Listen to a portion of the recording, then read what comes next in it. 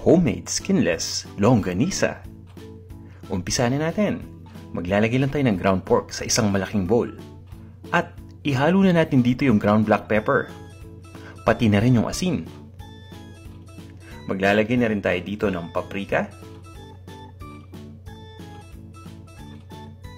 At ng asukal na pula o brown sugar.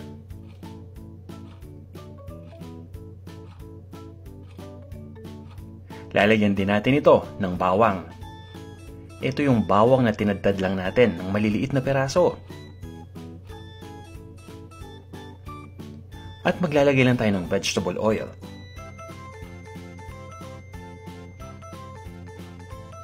Hahaluin lang natin itong mabuti.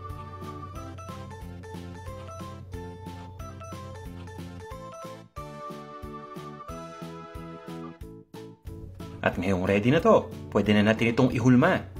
Sasandok lang tayo ng mixture at ilalagay lang natin ito sa ibabaw ng isang wax paper.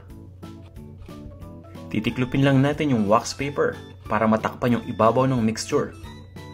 At pagkatapos ay kukuha lang tayo ng isang card, mapa-ID card man yun o credit card, pwedeng pwede. Itutulak lang natin yung wax paper, papasok gamit yung card. At mapapansin niyo, unti-unting nahuhulma na yung ating mixture. Ito lang yung korte na gusto natin.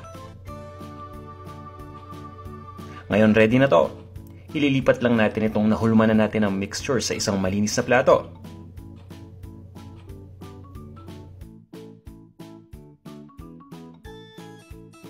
At pagkatapos ay uulitin din natin yung same procedure hanggang sa maubos na natin lahat ng mixture na nakalagay sa bowl.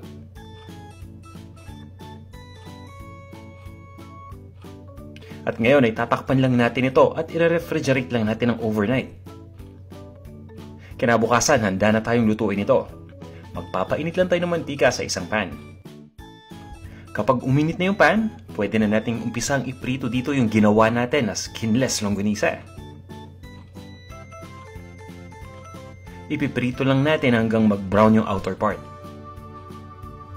Pinapabrown lang natin yung outer part nito dahil maya-maya ay maglalagay tayo ng tubig.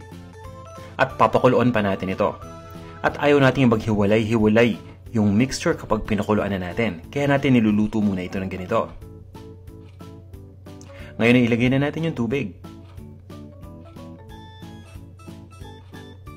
Pabayaan lang natin kumulo ito.